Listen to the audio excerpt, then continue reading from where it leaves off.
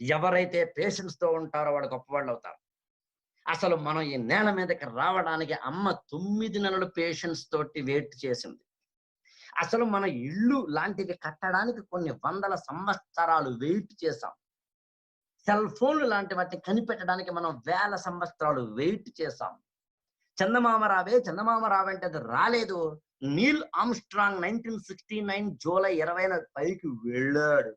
Wait చేస్తే అది కూడా 31 సంవత్సరాలు వెయిట్ చేశాడు నీల్ ఆర్మ్‌స్ట్రాంగ్. 31 సంవత్సరాలు.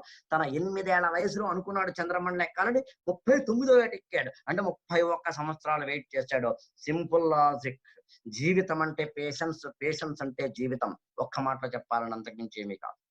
జీవితంలో పేషెన్స్ అనేది ఎందుకుండాలి అన్నప్పుడు చాలా సింపుల్.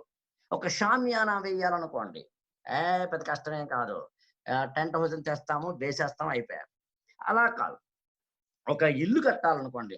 కొంచెం పునాది తవ్వాలి, పైకి లేపాలి. లేదు, ఏడంతస్తుల మేడ కట్టాలనుకోండి. ఇంకా ఎక్కువ కష్టపడాలి. ఏ చార్మినార్‌నో, తాజ్‌మహల్‌నో కట్టాలంటే ఇంకా ఎక్కువ కష్టపడాలి. ఇప్పుడు చెప్పండి. టెంట్ హౌస్ పొద్దునేస్తాం, కష్టపడం, పునాది తవ్వం, సాయంత్రానికి తీసేస్తాం. ఇల్లు కొద్దిగా పునాది తవ్వుతాం, కొన్నేళ్లు కష్టపడతాం, మంచి ఇల్లు కట్టుకోగలుగుతాం. పెద్ద ఏడంతస్తుల మేడ, పెద్ద పునాది తవ్వుతాం, పెద్ద కాలం కష్టపడతాం. ఎట్ ద సేమ్ టైమ్ మళ్ళీ దాన్ని అనేక వందల సంవత్సరాలు వాడతాం. అలాగే తాజ్‌మహల్ లేకపోతే కనుక చార్మినార్ లాంటివి. ఇప్పుడు చెప్పండి, మీ జీవితాన్ని టెంట్ హౌస్‌లా నిర్మించాలనుకుంటున్నారా? కలకాలం నిర్మించాలనుకుంటున్నారా? మీరు బతికినంత కాలం ఉండాలనుకుంటున్నారా? చచ్చాక కూడా బతకాలనుకుంటున్నారా? ఆలోచించండి.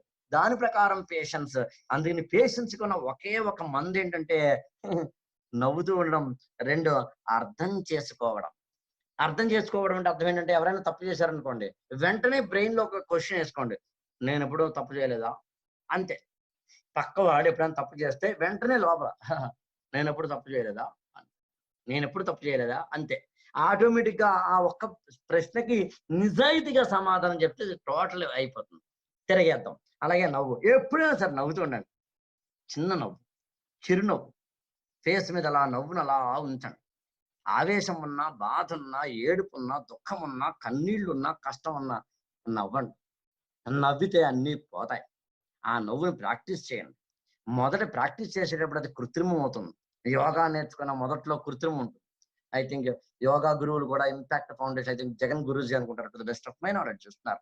సో, అందుకని అలాంటి యోగా నేర్చుకోండి. మొదట్లో కృత్రిమంగానే ఉంటుంది. ఒళ్ళు నొప్పులుగానే ఉంటుంది. ఏదేదో అనిపిస్తూ ఉంటుంది. But, but one fine morning flexible అవుతుంది.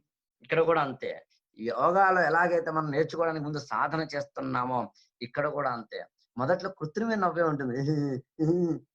నవ్వుతూ ఉంటాం. క్రమంగా మన పెదాలు ఎప్పుడూ విచ్చుకుంటూనే ఉంటాయి.